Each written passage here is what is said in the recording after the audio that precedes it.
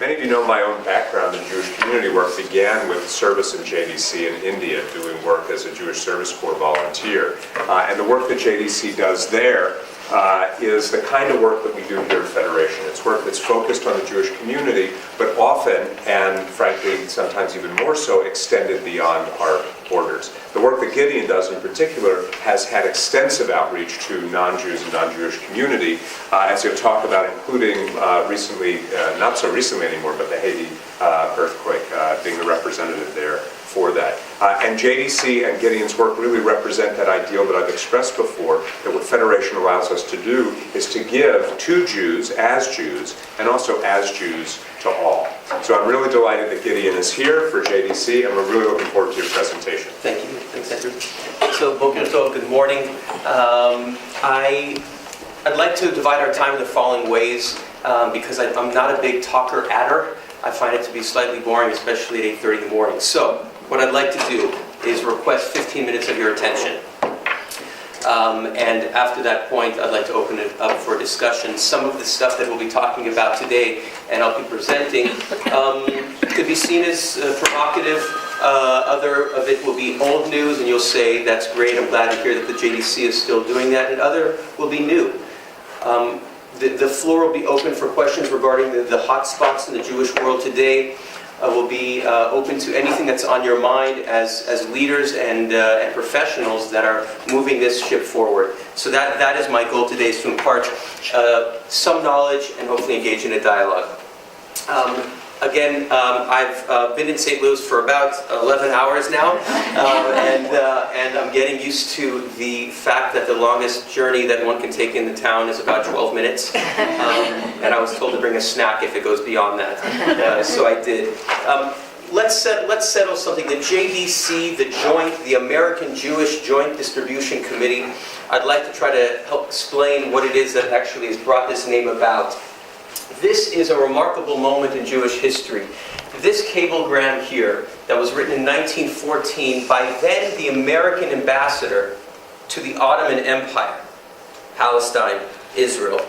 You can read it yourself. Palestinian Jews facing terrible crisis, belligerent countries stopping their assistance. Serious destruction threatens thriving colonies. 50 grand needed by responsible committee, etc. It's a remarkable moment, and I'd like to start here because on this date and at this time, the perspective on what Jewish responsibility actually encompasses was expanded.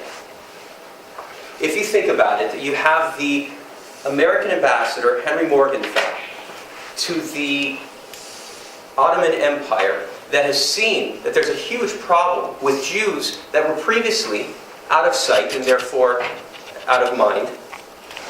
And suddenly this becomes a priority. It is sent to Jacob Schiff. Jacob Schiff, a philanthropist, well-known philanthropist in New York, who then gathered his friends, walked in his circles and said, we need $50,000. Today that's about $9 million. And within 30 days the money was raised. Then you had to distribute the money. So they brought together 3 organizations. Of course, a Sephardic, an Ashkenazic, and at that time a local welfare organization. And that became the American Jewish Joint, because there were 3 organizations sitting around distribution, because there was money to be distributed, and it became a committee. But what really happened on this day was the notion of collective responsibility became extremely tangible. So it's not only about those that are in our community, but suddenly the borders were expanded. That's where I'd like to start. Since then, the JDC, on your behalf, and for those that are not aware, the JDC is one of your overseas partners, and we benefit from your annual campaign every year. Without your assistance, we can't do things like this. Post-World War II, setting up over 140 DP camps, we were the first American organization, together with the US Army, to go into Germany, Poland, Eastern Europe, and allow those Holocaust survivors a second chance. So this is the first thing that we did after being established in 1914, dealing with World War I. It was World War II immediately thereafter.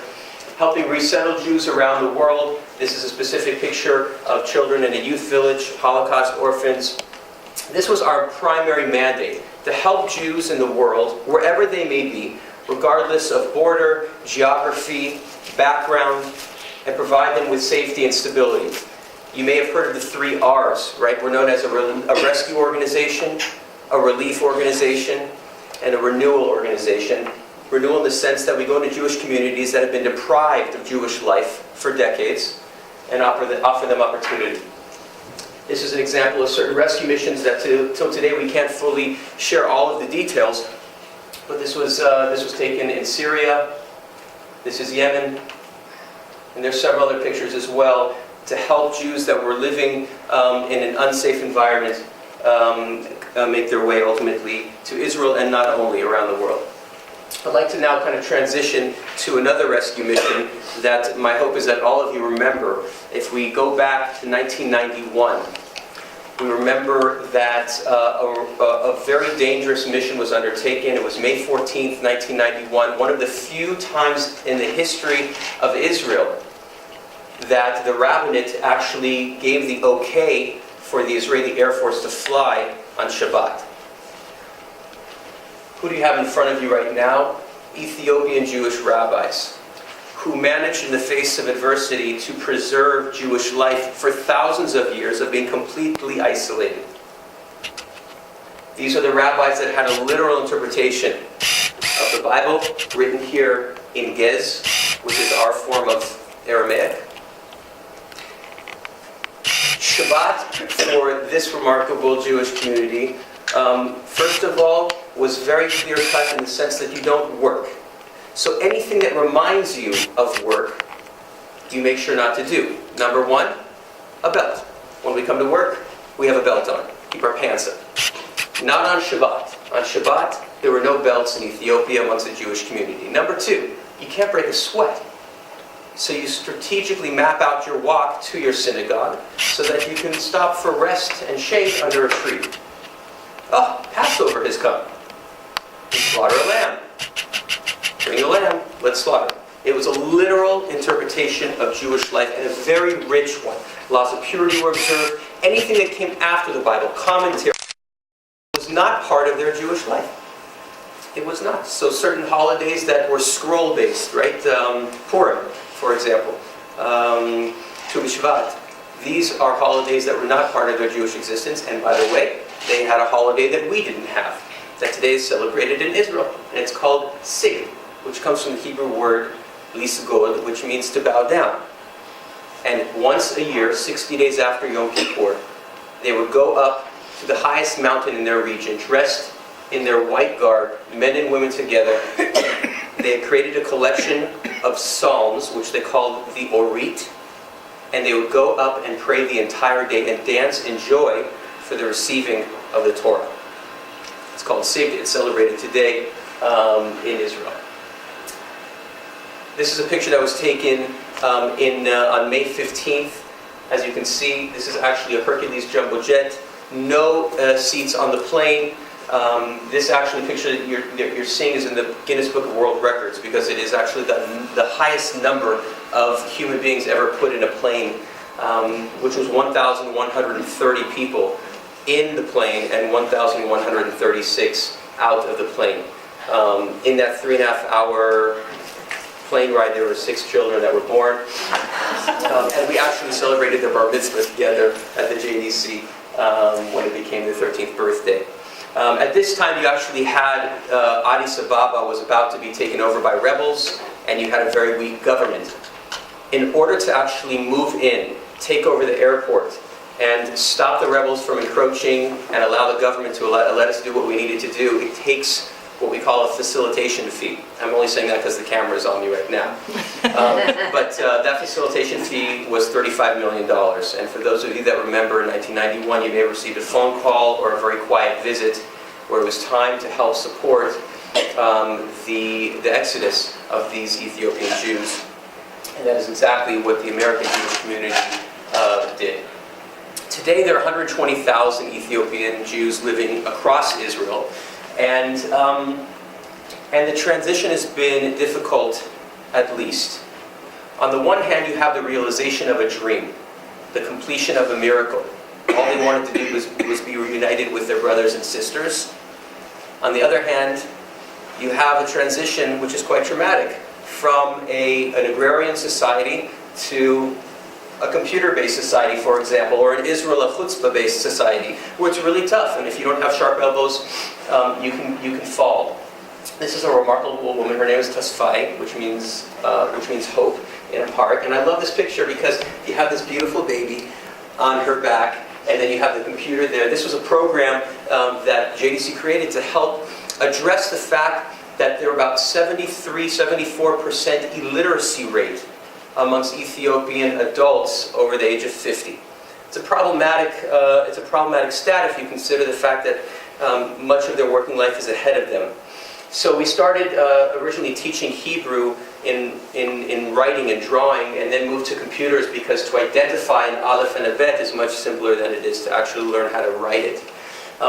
So she actually came over in Operation Moses, which was a previous operation in 83 and 84 through the Sudan desert. She walked by foot from Ethiopia to Sudan. And I asked her, why is it only now in 2011, which is when the picture was taken, that you're learning Hebrew on a computer? And the answer that she gave me was, I have a fear of mice. I paused, and I said, I'm not sure what you're talking about. And indeed, as in English, the Hebrew word for mouse is both the rodent and the computer gadget. So I smiled also, and then I went home, and I was very upset, because I realized that we had missed a huge opportunity for this woman that could have been easily bridged in terms of the misunderstanding. At that point, we began expanding our programs massively. We started placing Ethiopian-Israeli liaisons in kindergartens, in hospitals, in medical facilities, because we realized also that parents were coming in and saying, help me please, coming into what's called the doctor says, well, you need to go to the hospital then, this is just a clinic, we do basic care. Please, it's hurting now, I need the assistance now, and so forth and so on, until a liaison Ethiopian comes in and says to the doctor in perfect Hebrew, what seems to be the issue? And the doctor says, this man is complaining of heart pain. And then says in perfect Amharic to the Ethiopian father, what seems to be the problem? And the man says, I have a broken heart. Right? I miss my home. It's difficult for me here. And so when we began realizing, right, that parents were dropping off their children at kindergarten when the sun rose, because that's when the day starts in Ethiopia, and pick them up when the sun set, I said, okay, how much of this actually has to do with the challenges being faced by the Ethiopian Jews, and how much of it has to do with us as the absorbing community, as the country that helped facilitate this aliyah?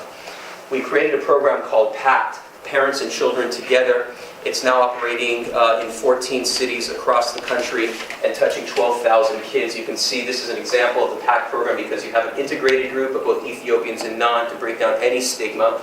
And more importantly, you have focus groups that are actually half the size of this group that focus on literacy enrichment. Then you bring in the parents, then you bring it into the afternoon JCC, then you bring it into the home. And so you have a well-rounded program that today has changed the reality for these children and the kids. One stat, and then we'll move on. When we started the program in the year 2000, the number of Ethiopian Israelis that were being held back from kindergarten to first grade, okay, the percentage was 47%. It's an astounding stat. Today, as a result of 9 years of intervention, that stat is now 2%. The holdback rate for Ethiopian Israelis is 2%, which is less than the national average. So it's been an important program, and I wanted to share that with you because these are our brothers and sisters. We're going to now transition to Cuba, where I was just there last month. The picture that you're looking at was literally taken last month, and the reason that I'm sharing it with you is because we made an announcement in the synagogue. By the way, there are 1,500 Cuban Jews today. 900 are in Havana, and the rest are in small Jewish communities. Today, it's the only Jewish community that's living in a communist environment, in a communist regime, which means that everyone in that country is equally poor. And it also means that there'll be no assistance if you choose to practice, and today you can be after 30 years of not being able to practice freely as a Jew. Today, you can. So we go to the synagogue on Friday night, and we make an announcement to everyone. Those that would like to be documented as Jews, please come tomorrow. We have a group of expert photographs from Israel that are here to photograph you. And we're thinking, okay, so for a Cuban Jew to actually make it to the synagogue could take hours. Public transportation is public transportation. It is government-run transportation, which means that buses come very infrequently, and secondly, they're full when they come. So they don't always stop. Lo and behold, this is what happens, right? We had 60 families, which is a lot of people that were challenged to actually make it to the synagogue. They came to be documented. And if you just take this picture for a moment and you make it black and white with a little bit of an orange tint, it reminds me of a family picture from the 1920s, where you have the guy in his best clothes, not with a huge smile, saying, yes, this is now a moment that will be, that is sacred, and that will be passed on for generations to come. Today, the only lifeline that these Jews have is federation. There are no other organizations that are allowed to operate freely in Cuba, and the JDC has worked with the government in order to actually work above board, and we've worked below board many times, but we're working above board this time with the Cuban Jewish community. So I wanted to share that with you and also take the opportunity to thank you. Am I going too fast? Great. Okay. We'll move on. This is also in Cuba. This is Havdalah, Saturday night. What you can't see are the hundreds of people standing around these young kids who are the future of the Cuban Jewish community as they celebrate the going out of Shabbat and the new week ahead.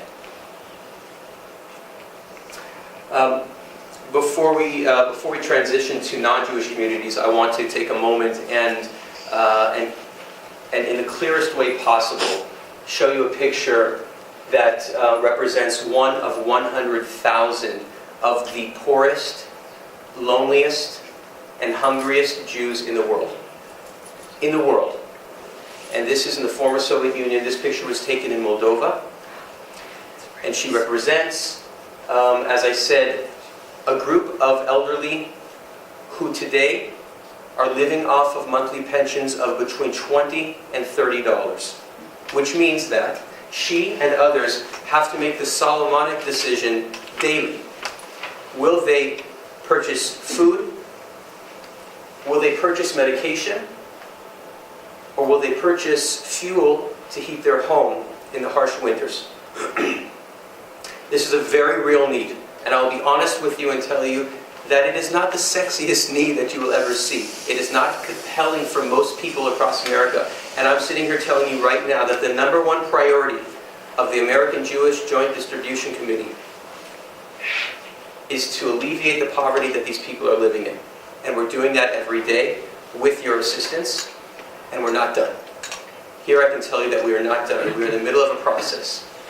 And I wanted to share that with you. With that said, we have the grandchildren of these remarkably brave people who have made a decision to remain in the former Soviet Union and are rebuilding Jewish life.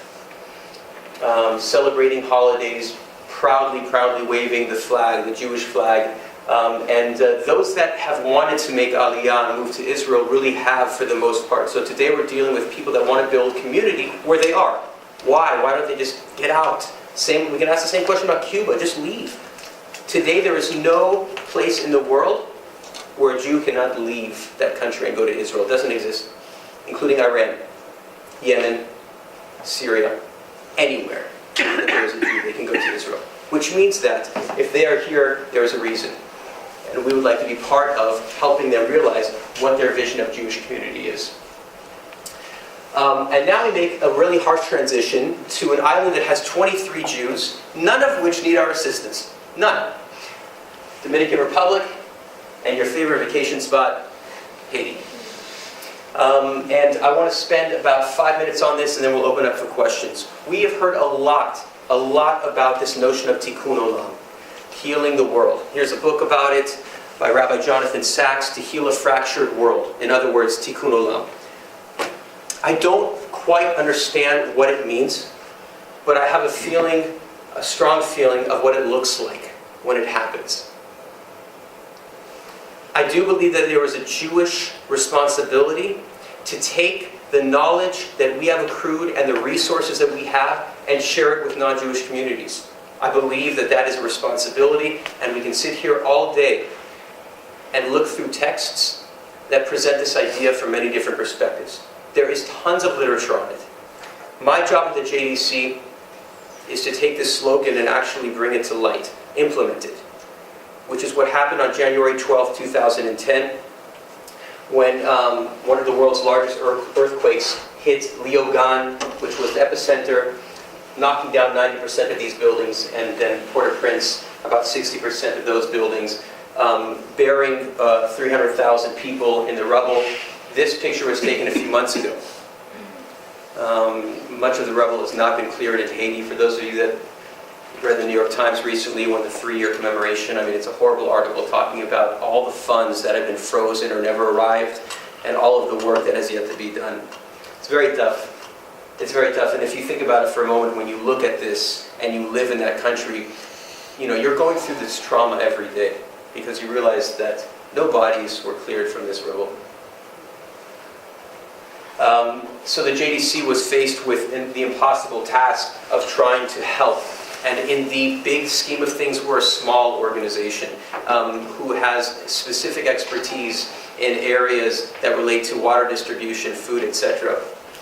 When we came into Port-au-Prince, there were massive traffic jams because there were water trucks that were being, I guess you could say, funded by one of the large international aid organizations, and they were literally taking buckets of water and dropping them, next to people who were fighting for the water, and ultimately people were killed, meaning they survived the earthquake, but the desperation of needing water, killed them, and we actually told this very large organization that we would take over water distribution for the first 2 months after the earthquake. We have expertise in this, and we set up water tanks and water rationing committees. We sold each tank for $4,000, and as a result, the donors that supported it said, well, I'd like my children's name on it. So the reason what do you want? That's the Jewish reality. And it was actually became something quite powerful, because for 2 reasons. One is, suddenly you have hundreds of thousands of Haitians who are drinking water from these water tanks, and ultimately asking, so what is Yehuda and Matan? What does that mean, and who are they? And this flag, can we learn a little bit more about it? Oh yes, you can. Did you know that in 1947, David Ben-Gurion held a mock vote to see who would vote yay or nay in the UN for the establishment of the State of Israel? The answer, the vote was no, no. The 2/3 majority needed to clinch the vote will not be achieved. David Ben-Gurion sent out 3 delegations to 3 countries to convince them to change their vote: Liberia, the Philippines, and Haiti. All 3 countries changed their vote. The 2/3 majority was clinched, and the State of Israel was born. That's one piece of history. If we have more time, I'll tell you another really interesting piece of history relating to Haiti and Israel. So, to make a long story short, 400,000 gallons of water every day JDC was distributing. It was a massive undertaking, ultimately handed over to the UN. We set up schools, not understanding there were thousands of children that were traumatized. The best way to get a child back into some sort of sense of normalcy is to put them into school. JDC set up 12 schools across Port-au-Prince and Liaisons. The kids that studied in these schools, there were 3,000 altogether, the kids that studied in these schools were the only kids in 2010 that actually went up a grade. Everything else in that country stopped. So they were the only kids that moved forward. This is the government hospital, the general hospital. These guys look familiar? American soldiers, Doctors Without Borders, Red Cross, not Haitian, but from somewhere else. Absolute balagan, for those that speak Hebrew. It's a mess. It was an absolute mess.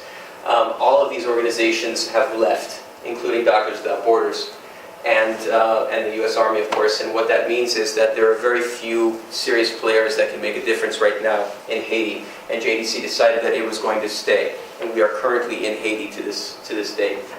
This is an example of a woman who was injured in the earthquake and ultimately had her leg amputated, because what happens is heavy pieces of concrete fall on your body, blood flow stops, infection sets in, and you have to amputate. We learned that there were over 1,800 amputees, new amputees as a result of the earthquake, and here's one of them. This is George. George was on the third floor of his university studying economics when the earthquake hit, and building started shaking. George, an athlete, ran for the door. As he did that, the staircase fell down. He pulled himself back up onto that third floor. Building continued to shake. He made a dash to go on the other side of the room. The floor collapsed. He made it. The building collapsed. He found himself alone, standing on a supporting pillar, and the earthquake had ended. He jumped off of that pillar and landed safely. And the supporting pillar fell on his leg. And while the other 57 classmates died underneath the rubble, he remained with this pillar on his leg until the following morning, where his father came to rescue him. What you don't know is that George is a salsa dancer. He has choreographed all of the salsa shows in Haiti. He within 40 seconds had all of his dreams and ambitions literally shattered. Literally shattered. This was his parnassa. This is the way that he made money and made a living, and it was all over. Haitian doctors, when they look at an amputee or anyone with a disability, they see two things. One is a half a human being, meaning a subhuman, because they are lacking something physically. And two is you'll never be able to walk again, let alone dance again. So JDC, together with the Magen David Adom, the Israeli Red Cross, and Sheba Medical Center, created a partnership with the hospital and the Haitian Red Cross to see what could be done to change the reality of the hundreds of amputees that had lost limbs. What I'm about to show you is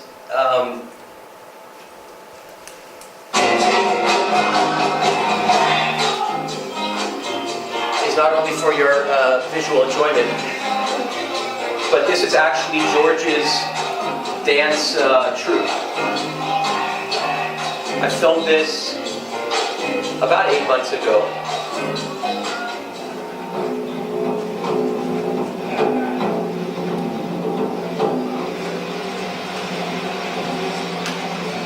And it's actually choreographed. So there is our hero, George. And just the fact that he's standing in front of a Haitian audience with his leg relatively exposed and missing, it's an embarrassment, essentially.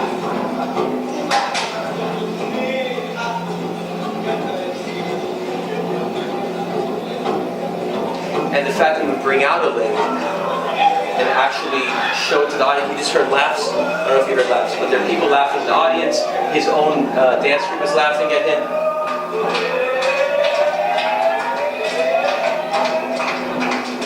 That's not encouragement, that's making fun of. On the left, you have about 80 to 100 Haitians that have come to watch the show and are being, disrupted.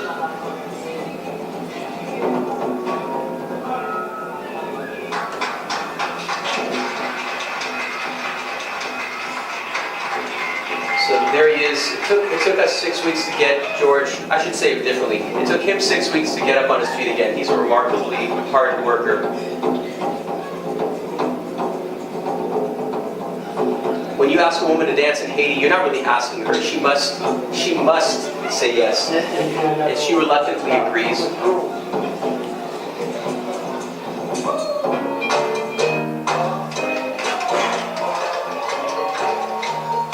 Remember, subhuman.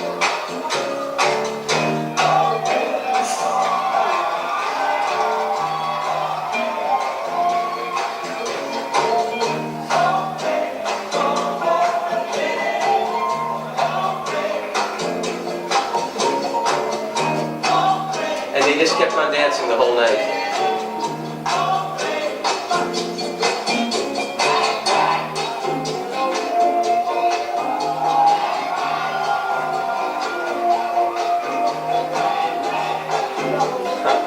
So that's one story out of hundreds that took place in Haiti alone.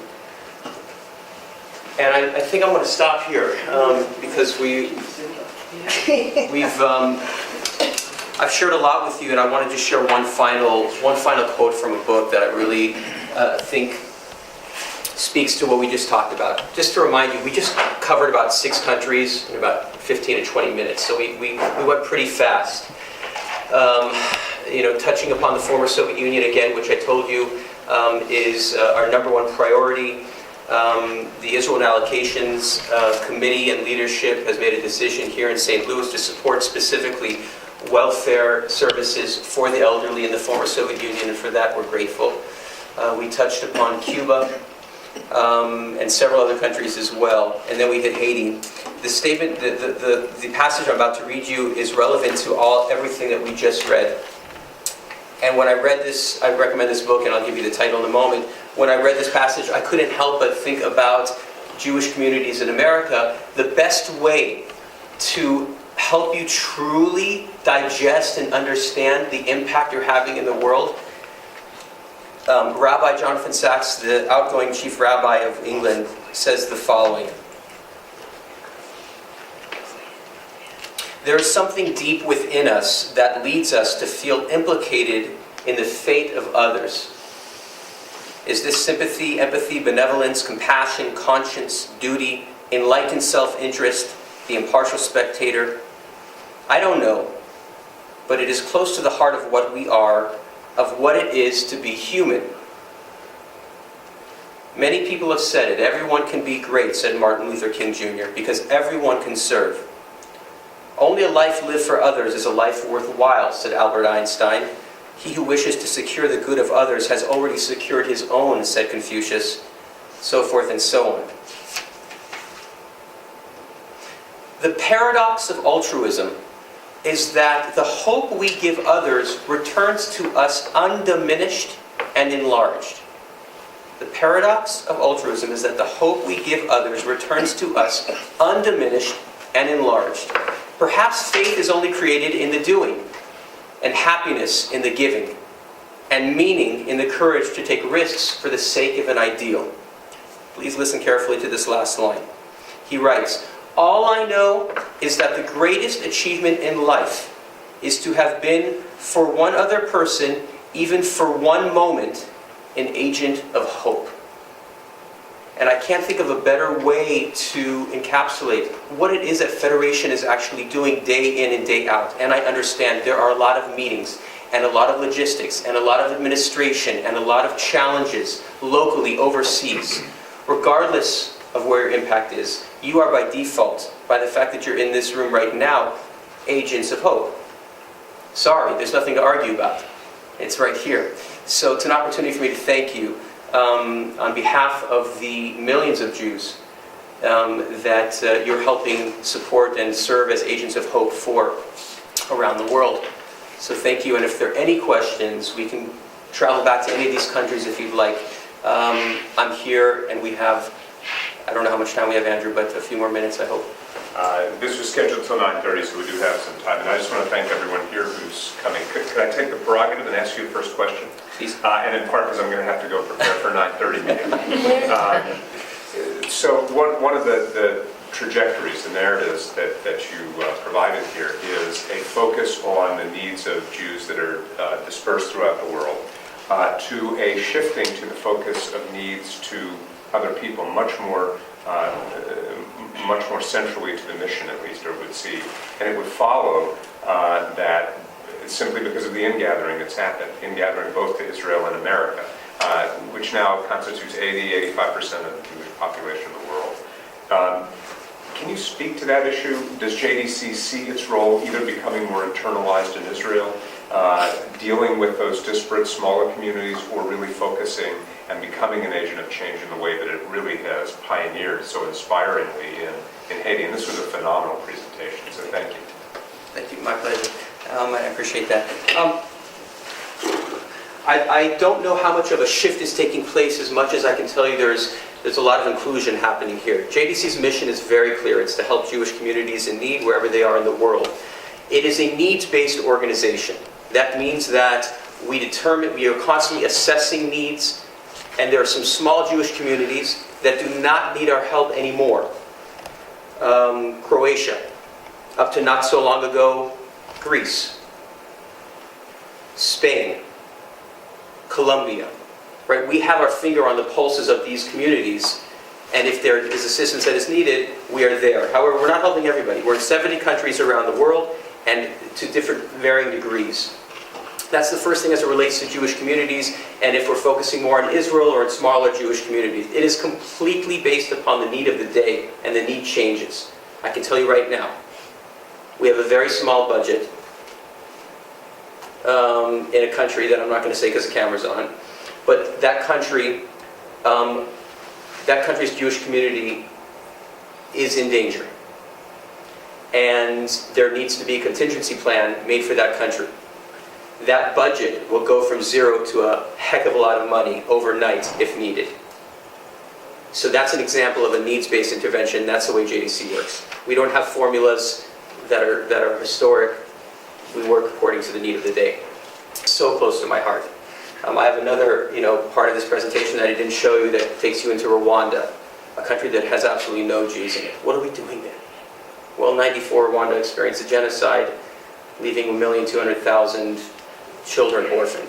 Okay, do we have a similar experience that we can maybe learn from and share?